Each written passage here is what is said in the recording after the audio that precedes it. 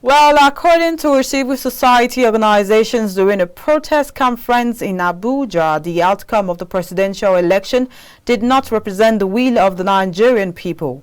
Therefore, in a bid to seek redress to their demands, which includes cancellation of the 2023 presidential elections of 25th of February, compensation of all victims of electoral violence, the establishment of a Truth and Reconciliation Committee in Lagos, and other flashpoints of violence, they call on President Buhari to sack, arrest, and prosecute the INEX chairman, Professor Mahmood Yakubu. One day we have made consistent call for the cancellation of the presidential election, risking our lives amidst threats of attack by political thugs and violent merchants, some of whom have camped at the Unity Fountain. We have made presentations to the governments of the United States, Britain, and country representation of the United Nations, European Union, and ECOWAS. We have also held press conference to clarify our position on the declaration of an interim government when the ill-planned attempt by spying doctors to frame it as a call for military takeover began to build up heat in the polity. We have also held national prayers for the nation. But above all, we have maintained a non-violent stance in our bid to seek redress for our demand. Our demands remains the following: sack, arrest, prosecute Professor Mahmood Yakubu. Yes. Cancellation of the presidential election of 25th February 2023. Yes.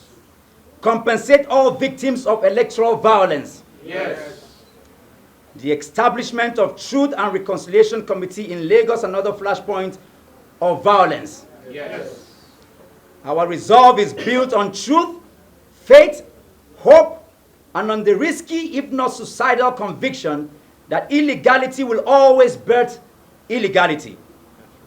Hardly can any Nigerian alive deny the outcome of the presidential election did not represent the will of the Nigerian people or amount to an abuse of suffrage. With people carrying placards of different inscriptions, stakeholders implore Nigerians to demand for justice, equity, and fairness. CSO also, while they condemn the comment made by Professor Wole Soyinka, calls for boycott of his books, articles, events, and all public engagements. We are not unaware of the actions of conscienceless individuals held bent on imposing a regime of distrust and rancor on Nigeria, and to call on them to desist forthwith. It is on record that Professor Wole Soyinka never condemned the shameless episode of ethnic profiling, intimidation, and hate speech by elements such as Musilimu Akinsanya, aka MC Oluomo, Bayo Ononuga, FF Kayode, and a host of other atrocious persons. All their actions are not fascist, nor did he condemn Professor Mahmood Yakubu's instance of flaunting INEX guidelines, the Electoral Act, and his rush to declare a winner.